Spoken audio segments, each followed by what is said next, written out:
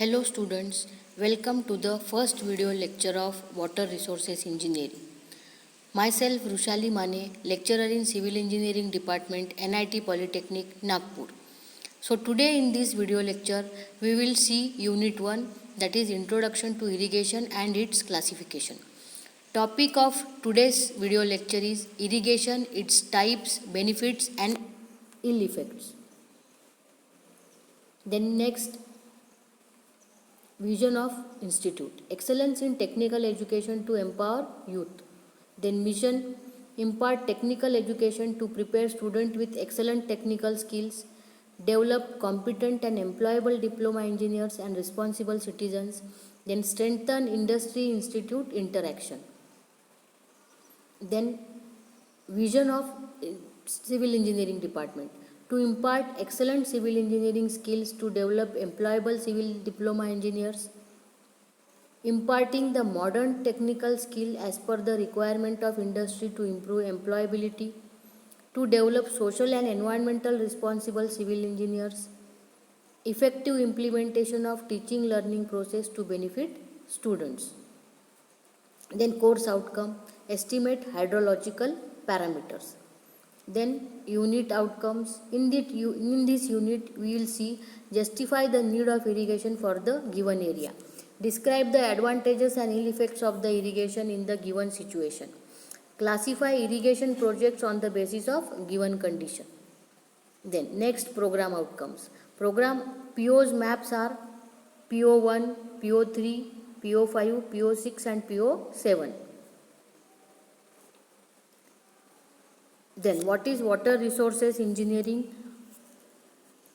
Then it is the branch of civil engineering which deals with the investigation, planning, construction, management and maintenance of all structures connected with irrigation.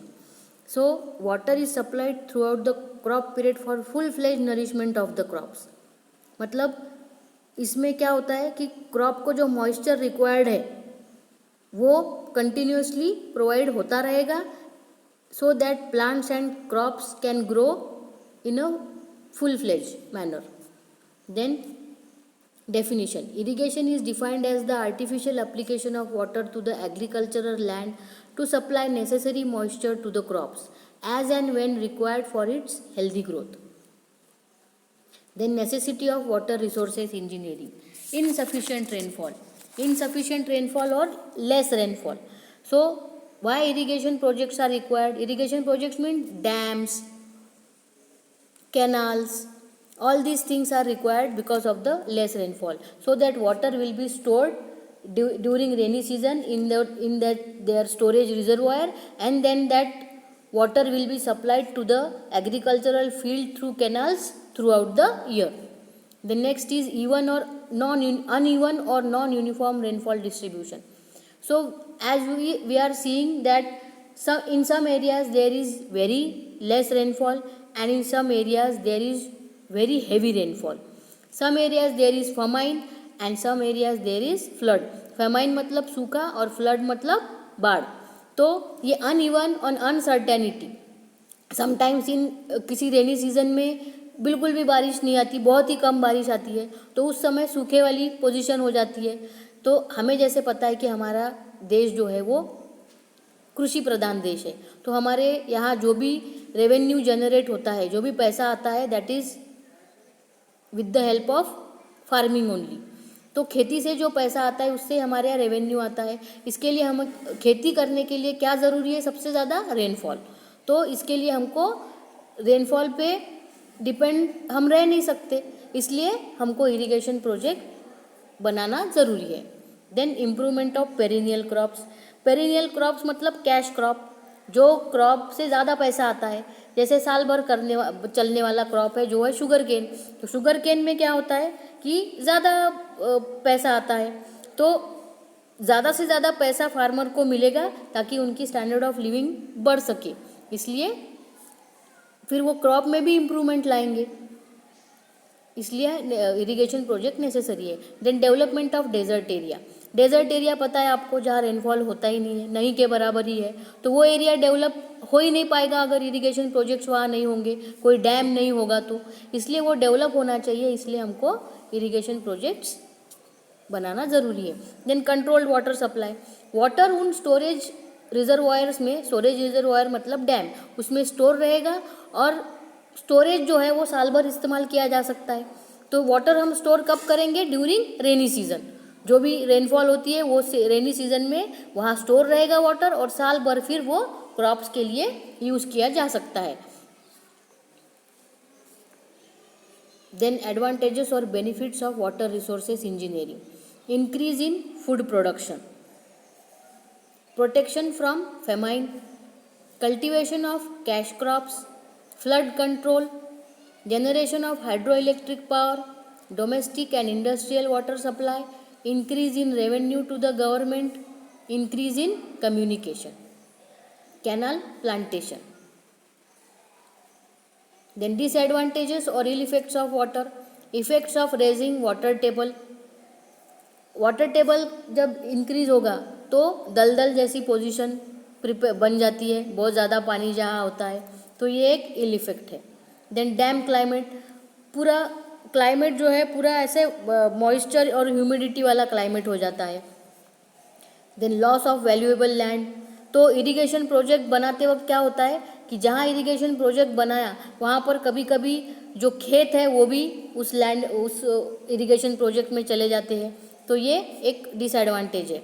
Then return of revenue, return of revenue मतलब क्या होता है कि जब कोई irrigation project बनाना है तो वहाँ पर कुछ ऐसे खेत होंगे, तो क्या होता है जो भी पैसा है गवर्नमेंट को लैंड परचेस करनी है वो इरिगेशन प्रोजेक्ट बनाने के लिए, तो वो पैसा जो है गवर्नमेंट के पास वो जो है वो वापस उन फार्मर्स को देना पड़ता है जिनका खेत वो खरीद रहे हैं उस इरिगेशन प्रोजेक्ट के लिए, मतलब उनका रिहैबिलिटेशन करके देना ज़रूरी होता है। देन टाइप्स ऑफ इरिगेशन और methods of irrigation, types of irrigation जैसे इमेज में देखिए, irrigation, flow irrigation, lift irrigation. Flow irrigation मतलब सरफेस इरिगेशन, लिफ्ट मतलब जो सब सरफेस है वहाँ से पानी लिफ्ट किया जाता है। फ्लो इरिगेशन कौन कौन से टाइप का है? पेरिनियल इरिगेशन और इनंडेशन। पेरिनियल मतलब साल भर चलने वाला है, इनंडेशन मतलब seasonal.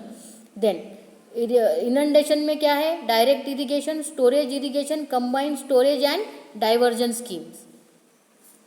Then types of irrigation, तो हमने देखा कि एक है डायरेक्ट इरिगेशन।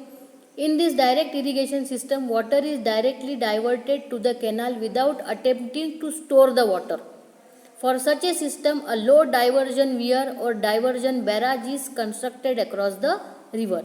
तो ये नेक्स्ट है storage irrigation. In storage irrigation system a solid barrier such as a dam or a storage weir is constructed across the river and water is stored in the reservoir or lake so form। तो next image में हम देखेंगे direct irrigation.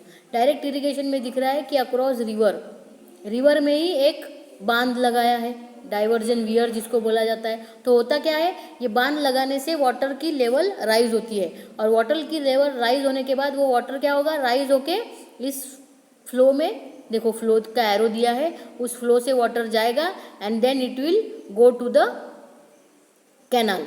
Canal से फिर वो directly agricultural field में भेजा जा सकता है वाटर। सो डायरेक्ट इरिगेशन में स्टोरेज करने की ज़रूरत नहीं है, जबकि स्टोरेज इरिगेशन में क्या है कि डैम कंस्ट्रक्ट करना पड़ता है और एक स्टोरेज रिजर्वायर बन जाएगा।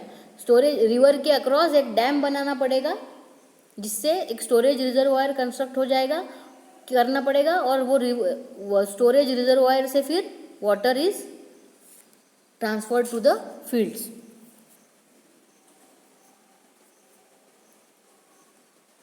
देन नेक्स्ट है lift irrigation. Lift irrigation is practice when the water supply is at too low a level to run by gravitation on to the land. In such a circumstances water is lifted by mechanical means. Irrigation from well is an example of lift irrigation, in which subsoil water is lifted up to the surface and is then conveyed to the agricultural field. मतलब lift irrigation में क्या किया जाता है, bye means of pump, जैसे water के pump होते हैं उससे वेल में वगैरह से पानी लिफ्ट किया जाता है और फिर वो एग्रीकल्चरल फील्ड को प्रोवाइड किया जाता है, जैसे कि हम इमेज में देख रहे हैं. Then classification of irrigation work. Irrigation works are classified as follows. Purpose wise classification और इरिगेशन स्कीम. पर्पज मतलब सिंगल पर्पज या मल्टीपर्पज.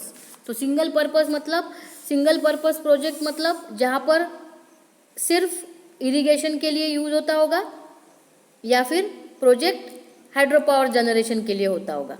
तो कोई भी एक पर्पस के लिए, जैसे कि कोयना डैम जो है, कोयना का जो है वो इरिगेशन के लिए यूज होता नहीं है, वहाँ पे हाइड्रो पावर जनरेशन होता है, हाइड्रो इलेक्ट्रिसिटी जनरेट होती है. देन गंगापुर प्रोजेक्ट जो है वो इरिगेशन के लिए यूज होता है. सेकंड है मल्टीपर्पज़. मल्टीपर्पज़ मतलब जैसे भाखरा नंगल प्रोजेक्ट है, भाखरा नंगल का जो डैम है उसमें दोनों पर्पस सॉल्व होते हैं, इरिगेशन के लिए भी वाटर यूज होता है और हाइड्रो पावर जनरेशन के लिए भी वाटर यूज होता है. देन नेक्स्ट है administrative classification of irrigation scheme. Next उसमें है major irrigation scheme. Major irrigation schemes are those schemes which have a culturable command area of more than 10,000 hectares. Medium irrigation scheme is which have a cultivable commanded area of 2,000 to 10,000 hectares, and minor scheme is those with cultivable command areas up to 2,000 hectares. Then this was all about today's lecture. So assignment question: define irrigation, state the advantages of irrigation, then what are the ill effects of irrigation. Then next is summary. Definition of irrigation, today we have seen. Then benefits and ill effects of irrigation, types of irrigation, classification of irrigation works. So this was all about today's video lecture. Thank you.